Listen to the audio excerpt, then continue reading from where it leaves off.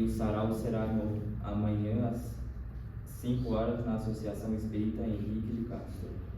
Gostaria de pedir que todos assinem o livro de presença para o sorteio de livros no final da palestra.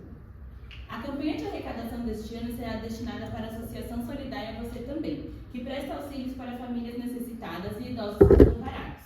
Para isso, nós estamos arrecadando alimentos não perecíveis e agasalhos. Inclusive, vocês podem levar amanhã, que é o nosso último dia. A gente ainda está aceitando as doações.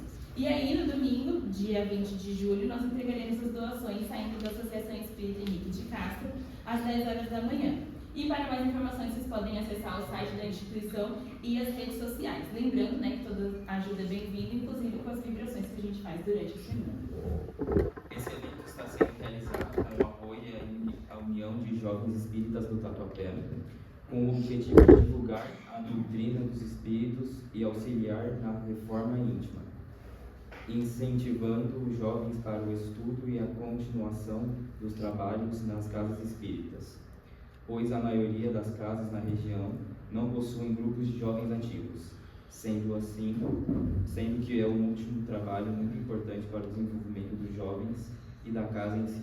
É importante lembrarmos que as reuniões do DM acontecem no segundo domingo do mês a cada bimestre, e a próxima será no dia 9 de agosto. São abertas a todos aqueles que querem colaborar com o trabalho voltado aos jovens, independente da idade.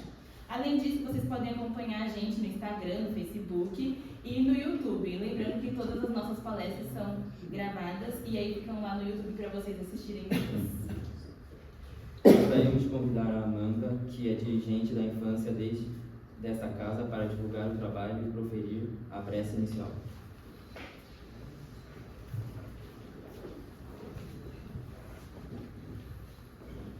Boa noite. Boa noite. Sejam bem-vindos à nossa casa amada Mínimos.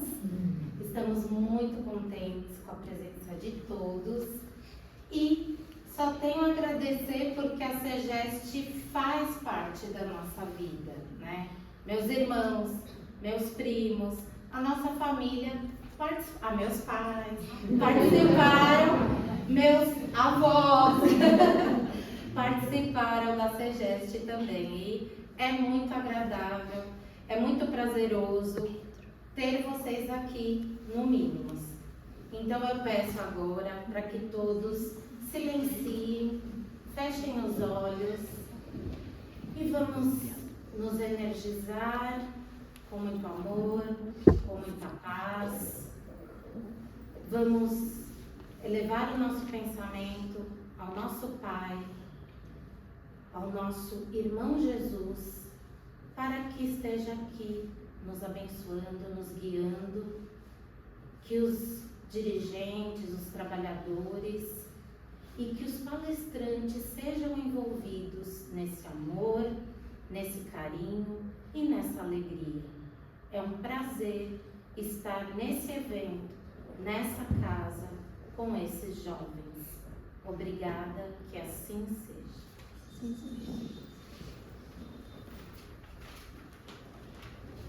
Essa noite, a Ana Clara e o Pedro apresentarão o tema Game Over para o final, e nós desejamos a todos uma ótima palestra.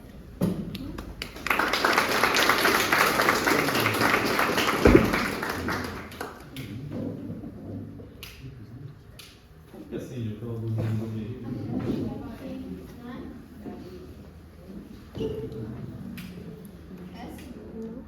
É isso, cara?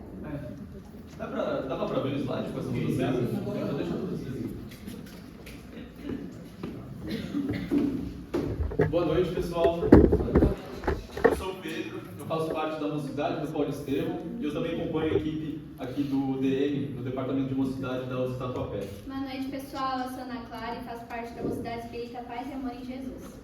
Bom, hoje a gente vai trazer um tema para vocês que chama Game Over, que a tradução é fim do jogo. E o que é o Game Over? Quando você está jogando um videogame e você chega no fim da jornada do seu personagem, você chega ali no fim da sua gameplay, você chegou no Game Over. Ou o Game Over também pode acontecer quando o seu personagem morre. Mas quando a gente olha para a nossa vida, para essa nossa vida como espíritos imortais, a gente entende que o fim de uma encarnação, o Game Over de uma encarnação, ele é na verdade um checkpoint. E o que é um checkpoint? Ele é um ponto de salvamento. Ele é um ponto em que um ciclo se encerra e outro ciclo se inicia. Então, quando a gente tem o nosso desencarne aqui na Terra, na verdade a gente está encerrando um ciclo de vida encarnada e iniciando outro no plano espiritual, na erraticidade. E aí lá nós vamos estudar, nos aprimorar e aí planejar a nossa próxima encarnação. A gente chega em outro checkpoint, finaliza esse ciclo e começa outro. Então, de ciclo em ciclo, a gente vai avançando, a gente vai evoluindo. E todos nós estamos unidos, olhando o mesmo objetivo, mirando uma mesma coisa, né? A gente está caminhando, a gente está marchando rumo à sabedoria, rumo a uma quase perfeição moral, né? Nessa marcha do progresso. E durante toda essa marcha, tem momentos de despertar de consciência que são extremamente importantes para a gente ter um certo empurrão e conseguir ir um pouco mais rápido, ir um pouco mais além do que a gente conseguiria. A gente tem um exemplo até do filme que os meninos trouxeram ontem, do Neo, que é o protagonista de Matrix, em que, primeiro, quando ele faz a escolha da pílula vermelha, ele escolhe sair da ilusão, ele escolhe sair da Matrix, ele tem esse momento de despertar. Outro momento, quando no fim do filme, que eles até passaram a cena ontem, o Henrique Giovanni, o Neo ele acaba morrendo, mas aí, quando ele morre, ele entende que ele era escolhido. E aí ele consegue voltar e destruir as máquinas e ajudar a resistência. Só que na nossa vida, esses momentos de despertar, eles também ocorrem em consequências de escolhas, né? Quando a gente escolhe tomar a pílula vermelha. Então essas escolhas que a gente faz pode nos levar tanto para... essas escolhas que a gente faz em momentos de dificuldade, em momentos de provação, podem levar a gente tanto para outros caminhos de dificuldade e provação, ou pode nos levar para caminhos mais felizes, caminhos que a gente vai realmente buscar entender, vai buscar despertar. E aí... E aí, até o Kardec ele revela para a gente nas obras que o espírito ele vai progredir incessantemente, tanto na vida material quanto na vida corporal. E aí a gente vê... Nossa, perdão, minha boca foi muito seca.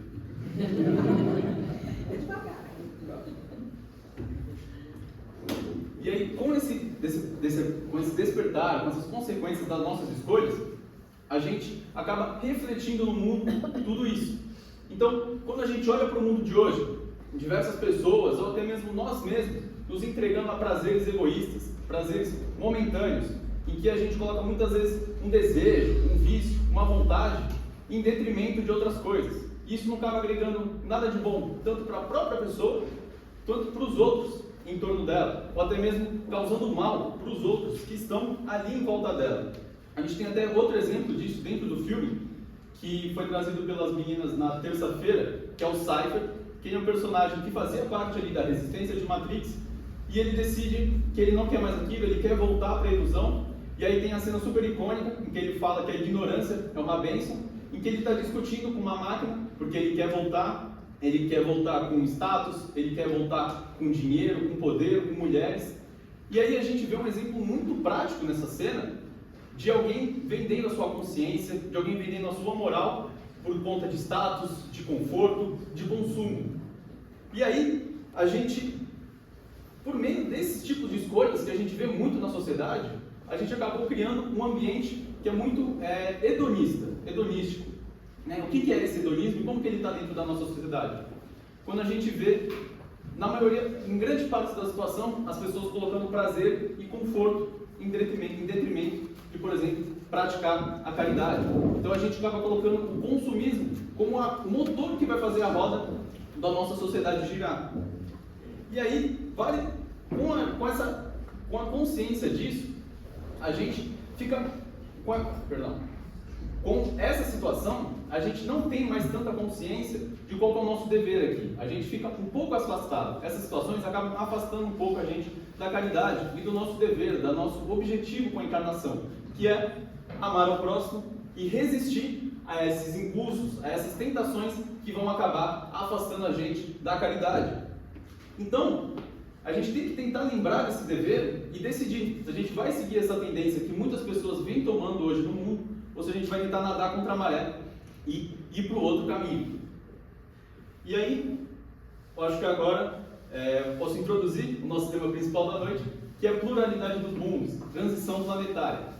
Aí eu acredito que todo mundo percebeu durante a introdução que eu tentei deixar bem enfático o papel de cada um, o papel que a escolha de cada um tem e como ela reflete na sociedade e como a sociedade também reflete em nós. E por que isso é importante quando a gente vai falar de pluralidade dos mundos? Porque a condição dos mundos ela é referente ao grau de adiantamento ou inferioridade dos seus habitantes. Então, quando a gente vai falar do mundo primitivo, do mundo de provas e expiações, o que a gente está tratando de fato é a média da ação de cada indivíduo, é a média do grau de adiantamento de cada espírito que ali está habitando. Então, quando a gente tem, com essa escala que a gente tem, com esse entendimento que a gente tem de que o indivíduo, ele vai, na verdade, colocar a condição do mundo dele, por isso que essa responsabilidade individual, esse entendimento da responsabilidade individual, antes da gente tratar sobre transição planetária, é extremamente importante. E aí, quando a gente olha para a questão de pluralidade dos mundos, a gente tem diversos mundos. Primeiro, os mundos primitivos, em que vão encarnar os primeiros espíritos, os espíritos recém-criados, os simples e ignorantes. No segundo momento, os mundos de prova e expiação, que é onde nós estamos hoje, em que vão encarnar espíritos com um pouco mais de bagagem moral, mais bagagem intelectual, por já terem passado por mais encarnações, por já terem um pouco mais de experiência. E aí, depois, mundos de regeneração, em que a gente está buscando, a gente está almejando lentamente chegar nesse nível. E aí, nesse mundo, a gente poderia dizer que o bem supera o mal, a gente já vai ter um adiantamento moral um pouco mais elevado. E, por fim, a gente tem os mundos felizes, em que vão encarnar espíritos já com graus de evolução extremamente adiantados. Então, a gente vê aqui que a escala evolutiva ela funciona muito como uma escada.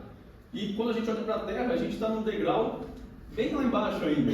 Mas a gente ainda nós somos ainda muito novos, né? Então, a gente ainda está galgando posições, a gente ainda está galgando subir esses degraus. E aí, agora entendendo que o mundo, na verdade, ele é reflexo das pessoas. Bom, consoante com o que o Pedro falou e de acordo com o Evangelho do Espiritismo, a gente entendeu que os mundos refletem o grau de evolução dos seus habitantes, certo? E assim a pergunta que sociedade estamos construindo com as nossas atitudes e comportamentos torna-se uma pergunta de autorreflexão, pois percebemos que nós não podemos só culpar o outro pelo como o mundo está, pela forma que o mundo está. Muitas vezes nós somos tentados a isso, culpar o outro, culpar a política, culpar, nossa, aquele ladrão ali que está acabando com tudo, culpar as redes sociais, mas não podemos só culpar o outro. Temos que perceber a nossa participação nessa construção da sociedade. E aí, eu proponho a vocês uma pequena reflexão. Então, vamos esquecer o outro que está ao seu lado e foque em si mesmo. Quantas vezes cada um de nós, pensa em si, quando a gente vê uma notícia, um jornal, uma televisão, a gente se pergunta, nossa, por que São Paulo está tão violenta? Por que o Brasil está do jeito que está? Pensando no mundo mais próximo da gente, né? Eu vejo tanto assassinato, eu vejo tanto roubo, e por que está tudo assim, né? É bastante. A gente se pega pensando nisso muitas vezes no dia, porque nas nossas redes sociais, no nosso celular, na nossa televisão, só se fala nisso. Mas eu proponho outra pergunta a vocês.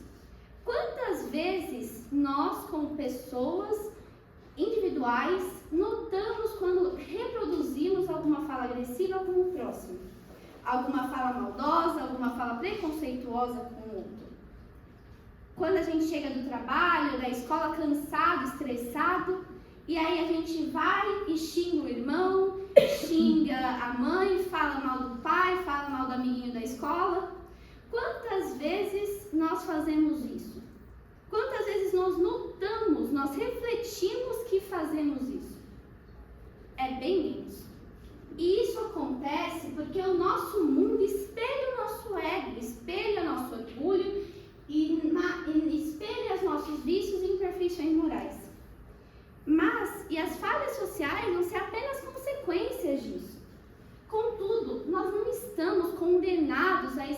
reflexo atual da sociedade. Somos espíritos imortais que estão em constante marcha rumo à evolução.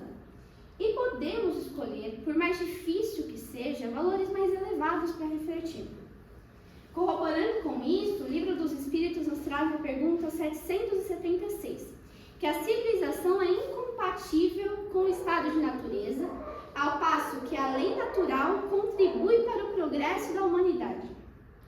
Ou seja, a lei do progresso já nos tende naturalmente a essa marcha para a evolução. Mas, para ela ocorrer, também precisamos notar a nossa participação na sociedade. Deste modo, o ato de olhar para si próprio também é um ato de autorreflexão. É um ato de participação coletiva, não só um ato de autorreflexão, perdão. O psicanalista Carl Jung, que eu particularmente gosto muito, ele confirma tudo isso ao falar: enquanto não tornares consciente o inconsciente, ele vai conduzir tua vida e chamar-lhe a destino. Pode passar. Tá com você. E bom, o Evangelho, em seu capítulo 3, nos mostra que as nossas qualidades inatas já provam que nós tivemos algum avanço, um certo avanço desde os tempos da força bruta. E aqui eu fico pensando, se essa é a minha versão melhorada, quem eu era antes, meu Deus! Brincadeiras à parte, de acordo com a doutrina, existem diversos graus nos mundos. E se voltarmos bastante no tempo, como Pedro falou, a Terra viveu em um mundo onde a força bruta era lei. Todos nós eram tomados pelos seus impulsos de sobrevivência e vivíamos sem tecnologia, sem avanços morais e na pura miséria, né? Só que nós, enquanto habitantes desse planeta, já fomos evoluindo e chegamos ao estágio que estamos hoje. Nesse estágio, vemos ainda que o mal predomina sobre o bem, infelizmente. E seus habitantes, nós, carregamos inúmeros vícios e imperfeições morais. Mas já tivemos um progresso. Esse estágio, de acordo com, no mesmo capítulo do Evangelho, ele chama de mundo de provas e expiações. Aqui nós temos provas para nos fazer evoluir de encarnação em encarnação e temos também expiações para apagar os nossos erros, as nossas imperfeições. Lembrem-se sempre que não é uma punição essas expiações, né? Eu quero fazer uma analogia com a escola, tá? Pensem na Terra como uma escola. Ela não é ruim, mas ela é difícil. Ninguém acha fácil passar na escola. E ela cumpre seu papel, oferecer lições complicadas para o nosso aprimoramento, para a nossa evolução. O sofrimento, a dor dessas lições não são punições. Não é Deus, a diretora, indo lá nos punir. Não. São apenas conteúdos pedagógicos para a alma. Ou seja, são matérias que nos fazem, que nos ajudam a evoluir. E aí pode vir um pensamento muito comum em nossas cabeças, principalmente para quem acha a escola ruim. Então esse mundo é ruim? Deus nos pôs nesse mundo para sofrer? Não, a gente não pode pensar assim. Temos que ser gratos. O papel de nós como cristãos é ser gratos por estarmos aqui e termos a oportunidade de avançarmos e termos essas provas, esse mundo para avançarmos e evoluirmos cada vez mais. Temos que seguir o nosso maior exemplo, Jesus, e assim ser gratos, por mais difícil que a dor possa ser.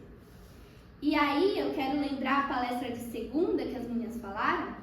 Conforme nós praticamos essa gratidão, nós vamos atrair fluidos positivos, espíritos amigos, que vão nos auxiliar nessa jornada difícil com a evolução. E bom, chegamos no tema, né? Já entendemos então que os habitantes do nosso planeta evoluíram bastante desde os tempos da força bruta. E desse modo, o progresso da Terra é interminável. Todo mundo concorda? O progresso está sempre continuando. E por mais que a moral, a o mal ainda predomine sobre o bem, há sinais nítidos de mudança em nossa sociedade. Eu quero trazer um exemplo estatístico disso. É um estudo do João Paulo Vergueiro, um professor da FECAP. Ele afirma que não há uma única cidade brasileira que não tenha pelo menos uma instituição sem fins lucrativos e que há um crescimento no mercado de ONGs. Global, né? Perdão.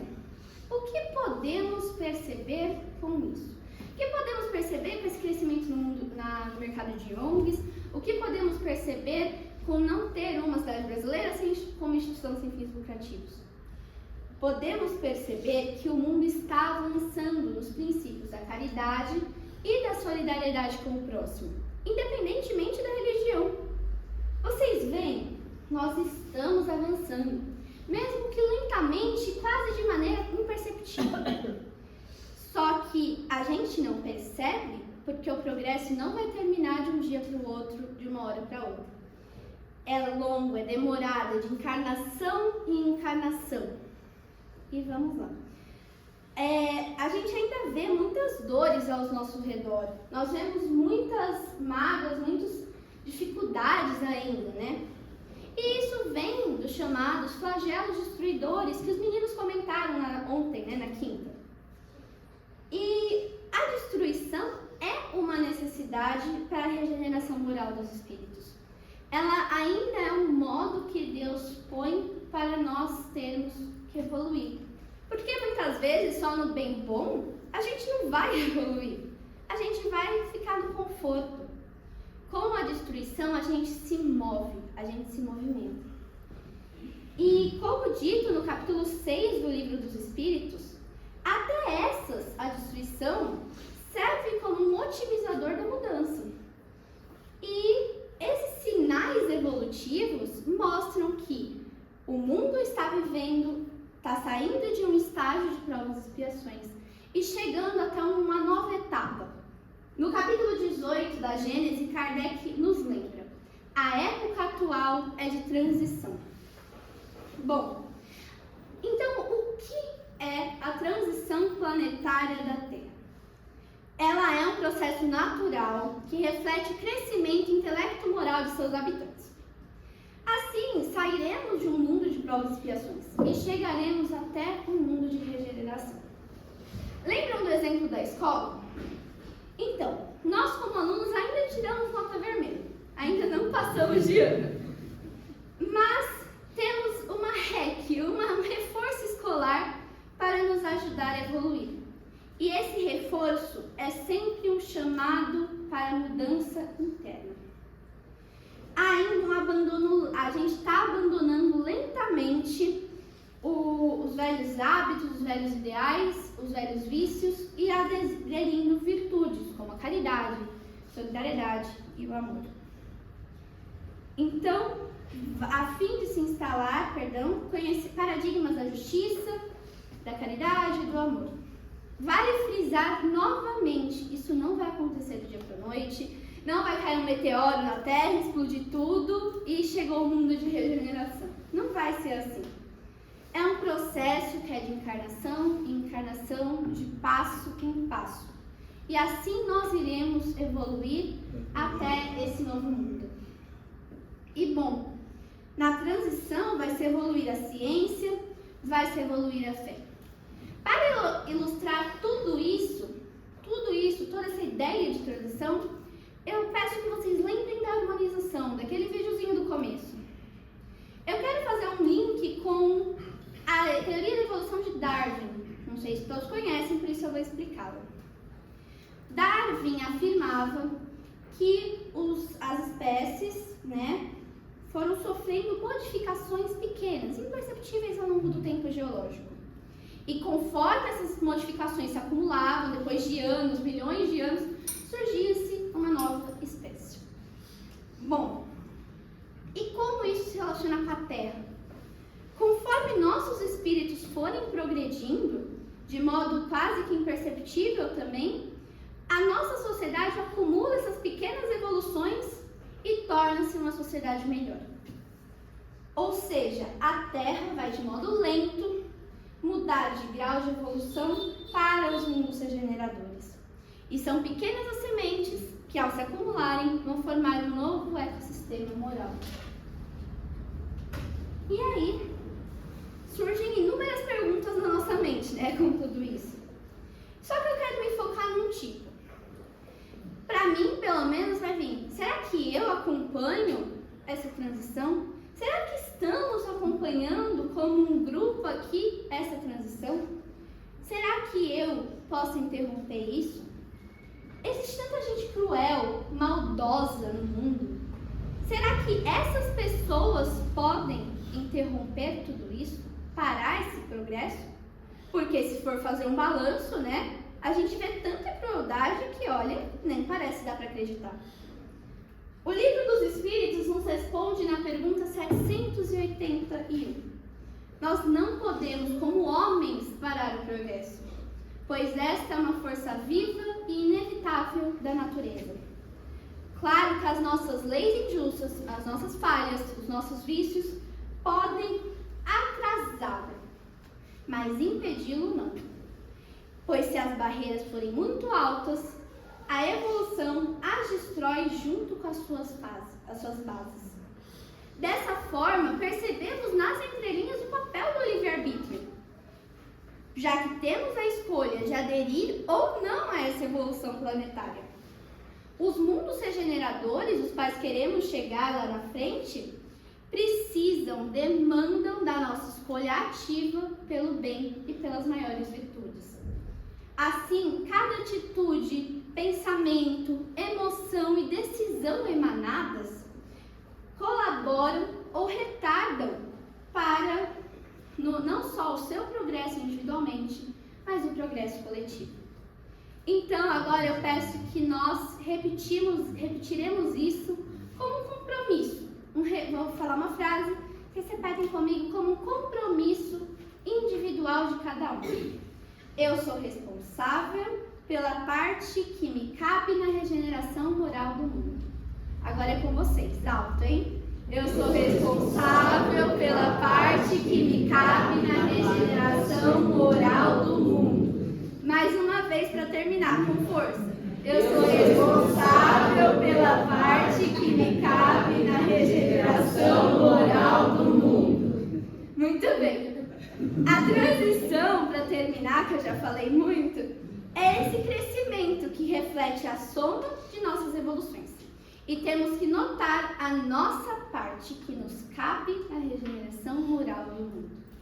Por favor, Pedro. Bom, acho que vocês perceberam que eu, ela, as 4 palestras, a gente falou muito da responsabilidade, né? Jogou isso no peito de vocês. Mas por que, né, tanta responsabilidade? É por conta de algo muito simples que foi tratado não é simples, né? Mas é por conta de algo que é simples de entender, que foi tratado na terça-feira, que é o nosso livre-arbítrio. E essa liberdade, ela é tanto uma bênção, um privilégio, mas ela também é uma prova. E por que ela é uma prova? Porque nós somos sempre livres para escolher entre o que é certo e o que é errado, entre o que é ético e o que não é ético. E isso acaba nos tornando responsáveis pelos caminhos que nós tomamos e também pelos obstáculos, pelas pedras que estão nesse caminho. Então, quando a gente está falando de transição planetária, a gente não é vítima dela, a gente não é subordinada dela. Nós somos agentes dela. Então, quando a gente olha para, por exemplo, essas manchetes aqui, coisas bem pesadas, e não são de países em guerra, não são antigas, não são de livros de histórias, elas são de agora, elas são do nosso país, algumas são até mesmo aqui em torno do nosso bairro, aqui em São Paulo, em torno do Tatuapé. E por que está tão assim? Isso é basicamente um reflexo das escolhas que cada um faz no seu dia a dia, é o reflexo do cotidiano de cada um, de pequenas escolhas que a gente faz sem perceber. Às vezes, quando a gente faz uma piadinha ali um pouquinho mais ofensiva, um pouquinho mais preconceituosa, ou quando a gente ri de alguém que fez esse tipo de piada, são pequenos comportamentos que acabam permitindo que coisas assim ainda existam, quando você olha para uma escala maior. E aí eu faço a pergunta para vocês, dentro de tudo isso, dentro de toda essa situação que a gente está vivendo, a gente está sendo parte da luz ou da sombra? E aí, para isso, eu queria propor uma dinâmica aqui para vocês. Eu queria que todo mundo pegue o celular. Eu vou fazer de exemplo lá.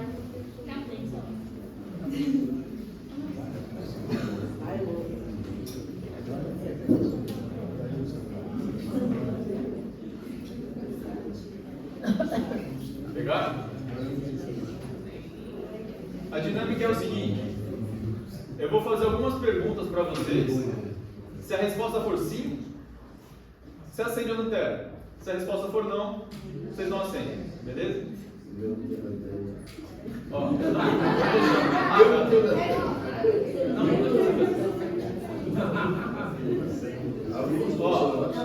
nesse primeiro momento, é sim se vocês já fizeram isso em algum momento da vida de vocês. Não é para se desvalorizar, tá? Sem tanta humildade. É. Vocês já ajudaram alguém sem esperar nada em troca? Tudo bem. Vocês já perdoaram alguém que machucou vocês ou que magoou vocês? Vocês já fizeram uma escolha que poderia até prejudicar a sua vontade, mas era o ético a se fazer? E você mesmo com raiva ou triste, você agiu com empatia com alguém? Nunca? Agora eu vou mudar um pouquinho as perguntas, tá? Aí eu quero que vocês sejam sinceros. Vocês sempre ajudam alguém sem esperar nada em troca? Sempre?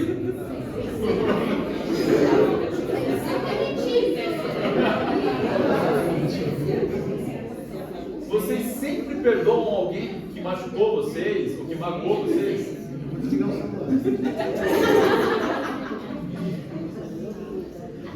Vocês sempre colocam o bem do outro em detrimento do desejo de vocês? E por fim, vocês sempre escolhem o amor em detrimento do orgulho? Segunda parte do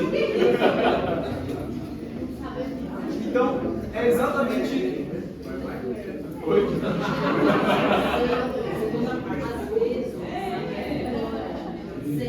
Vocês sempre se tentam parecendo com a consciência tranquila?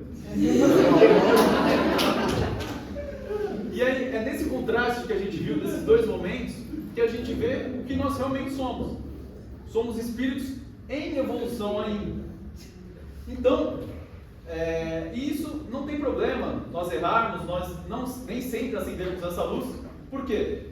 Nós como espíritas, nós não temos o papel, nós não temos a responsabilidade de acertar sempre. Mas a gente entende que a gente deve se esforçar sempre. No Evangelho segundo o Espiritismo, como Kardec vai falar do verdadeiro espírito, ele fala que reconhece-se o verdadeiro espírita pela sua transformação moral e pelos esforços que faz para domar suas más inclinações. Então, a gente tem o papel, na verdade, a gente tem a responsabilidade de, pelo menos, se esforçar para sempre acender essa lanterna. É claro que, só por nós estarmos nesse mundo que nós estamos hoje, de provas e expiações, a gente não vai conseguir acender sempre. Mas o esforço que a gente coloca para tentar, pelo menos, acender ela em um momento, ele já é válido. Ele já está valendo alguma coisa, você já está conseguindo dar um passinho a mais ali. Então, esse papel, agora que a gente entende isso, a mudança está acontecendo agora já. Só da gente entender isso. E, de novo, falando da transição planetária, não é algo que vai mudar no estrado, não vai mudar, vai virar de ponta cabeça, como a Ana falou, não vai cair um meteoro aqui. Essa mudança ela vai acontecer de dentro para fora. Ela vai acontecer de consciência em consciência. Vai acontecer de pessoa em pessoa. E talvez tenha uma matrix atual, né, uma ilusão atual, de que o problema ele está sempre no outro. O problema ele está no político, ele está no sistema, ele está nas redes sociais. Quando não, a mudança ela vai acontecer quando eu mudar, quando vocês mudarem, quando cada um de nós aqui conseguir mudar, conseguir acender essa lanterna com um pouco mais de frequência. Então, quando alguém escolhe ali amar em detrimento de odiar, quando alguém escolhe ali perdoar mesmo que estando machucado, ou até mesmo ensinar uma criança que ela deveria respeitar antes de julgar a pessoa, ou até mesmo ela se arrepender de uma atitude errada que ela teve e ir atrás de lidar com as consequências disso, a gente já está iniciando essa mudança, a gente já está participando dessa mudança. Então, como a Ana fez todo mundo aqui jurar, essa é a nossa missão como espírito. A nossa missão é simplesmente se esforçar. E aí, conforme a gente for conseguindo se esforçar para conseguir aumentar essa frequência, isso vai vir de dentro para fora. Vai ser uma mudança interna que vai se expandir como se cada um de nós fosse um farol. E aí, quanto mais faróis a gente conseguir acender, mais a gente vai estar adiante nessa mudança. E aí, a partir do momento que a gente tiver mais faróis acesos do que apagados, se a gente tiver mais zonas de luz do que zonas de escuridão, zonas de sombra, nós chegamos no nosso objetivo, que é o nosso mundo de regeneração. E aí, quando nós estamos nesse estágio, ainda não é algo puro, não é algo ali, como eu disse, na perfeição moral. Ainda há a matéria, ainda há vínculos com a matéria, né? O homem ele ainda é regido pelas leis da matéria, ele ainda sente desejos, mas a gente vai estar livre das paixões desordenadas, a gente vai estar livre da quantidade de vícios que a gente vê hoje em dia. E, em soma disso, o amor ele vai estar presente em todas as relações e todas as relações vão ser guiadas pela equidade, né? O que é equidade? É um pouquinho diferente de igualdade. A equidade é quando você provê para a pessoa o que ela mais necessita, ao invés de prover para todos igualmente. E por fim, quando a gente chegar nesse estado, todos reconhecerão a Deus e buscarão cumprir suas leis. E então esse aqui é o objetivo que nós estamos almejando. É isso aqui que nós estamos buscando. E essa transição, essa progressão, como a Ana também já falou, ela é eterna.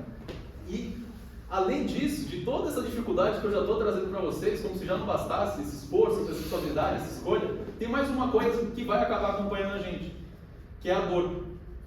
Uma dor que não é dor física, ela é uma dor interna, ela é uma dor de tentar mudar, é uma dor de tentar se desconstruir, lidar com os seus arrependimentos, você tentar abrir mão do seu ego, abrir mão do seu orgulho, e olhar para dentro de si mesmo e falar, o que eu estou fazendo? Como que eu posso mudar isso? Porque isso não é algo simples, isso é algo que vai machucar. Isso é algo que, apesar de ser muito difícil, vai acabar educando, vai acabar transformando cada um. Então, a dor, ela deve ser recolhida com humildade, ela deve ser recolhida com propósito, para que ela possa transformar. E quando eu falo de dor, a gente tem que fazer uma diferença muito grande aqui entre dor e sofrimento. Quando a gente fala de sofrimento, a gente fala uma recusa a essa dor, a gente fala uma resistência a essa dor e tentar se apegar aos seus velhos atos, né? Se apegar ao seu velho homem e não deixar o novo crescer. Então, quando a gente consegue deixar isso de lado, quando a gente aceita essa dor que muda, né? Como Kardec fala no Evangelho segundo o Espiritismo, a dor é uma bênção que Deus envia aos seus eleitos, a gente vai conseguir, de fato, entender tudo isso. E aí, a gente tem um momento no filme que ilustra muito bem isso, que é logo após o Neo, ele tomar a pílula vermelha, ele vai acordar na Matrix, ele vai acordar fora da Matrix, né? Ele tem esse entendimento do que está acontecendo. E aí eu quero que vocês reparem muito bem nas expressões dele, no que ele está expelindo para vocês de sensações, de sentimentos, quando ele percebe que essa mudança, essa escolha que ele fez, não levou ele para um paraíso, não levou ele para um céu azul, mas sim para mais dificuldades, para mais responsabilidades. Mas isso não é um problema.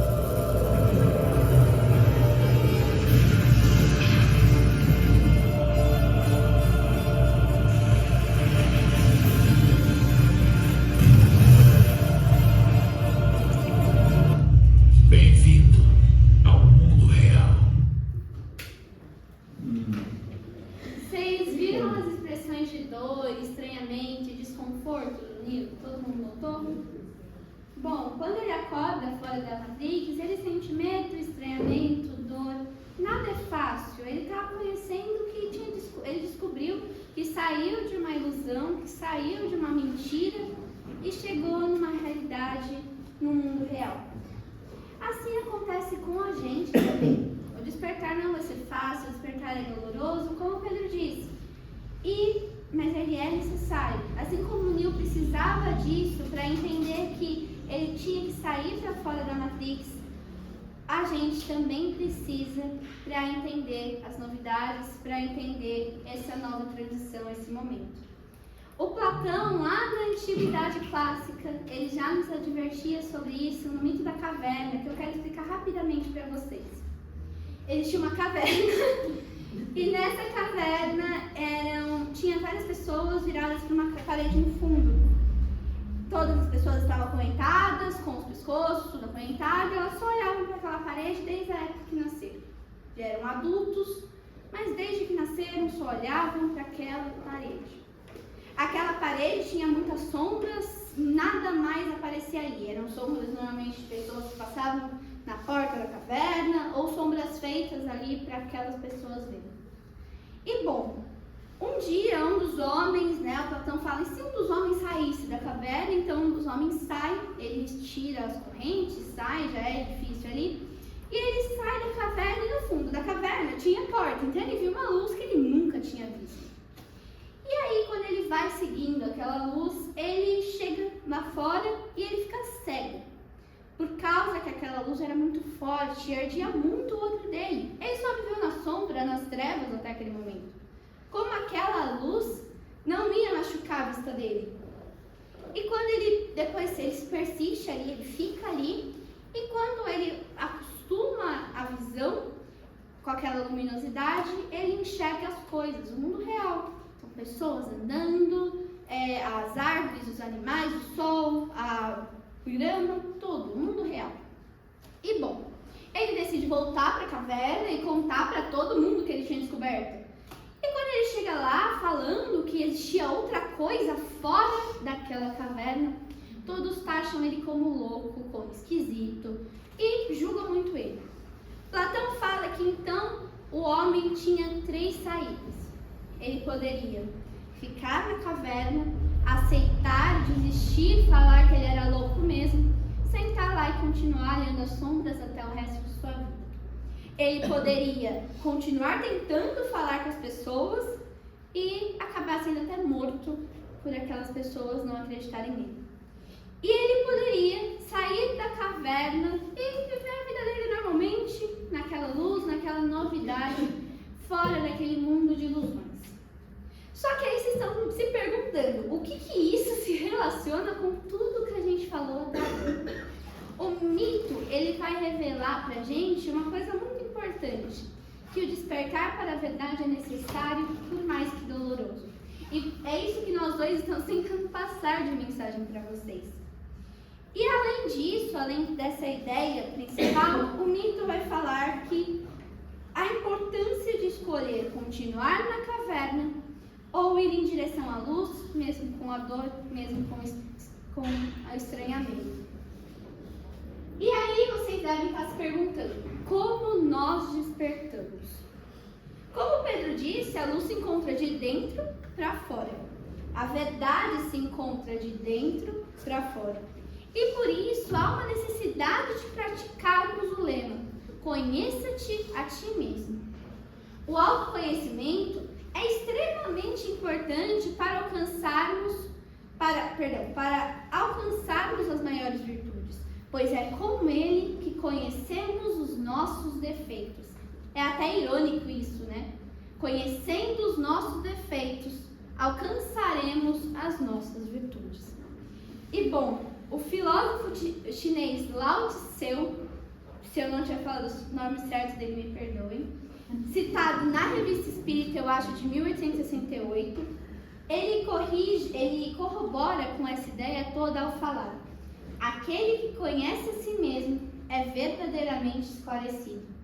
Ao praticarmos o autoconhecimento, criamos a base para o início da prática da reforma íntima. e só assim atingiremos o homem de bem, tanto citado no capítulo 17, sede perfeitos. E o que seria esse homem de bem? Então, de acordo com esse capítulo, o verdadeiro homem de bem é aquele que pratica a lei de justiça, de amor e de caridade em sua maior pureza. Esse é o nosso objetivo e é onde devemos sempre estar lutando para alcançar ele como espíritas, como cristãos. Principalmente nesse momento de transição. E bom, para encerrar esse maravilhoso evento que foi a SEGEST, esse encontro tão importante das mocidades, eu resumo tudo que nós falamos a semana inteira para vocês, com a seguinte frase que eu espero que fique em todos vocês: a verdadeira falha na Matrix é esquecer que fomos programados para amar e não para alimentar o orgulho e o egoísmo. Agradeço a todos pela atenção.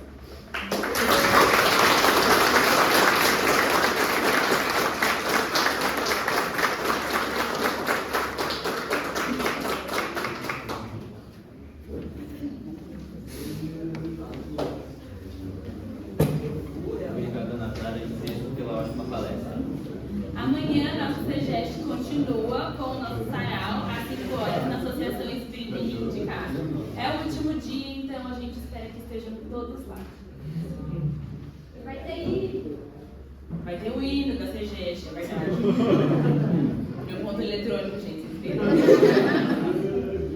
Agora temos o nosso sorteio dos livros.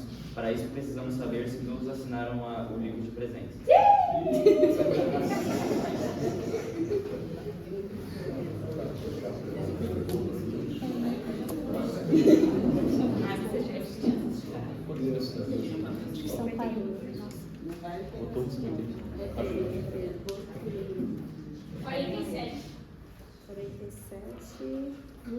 É o Felipe!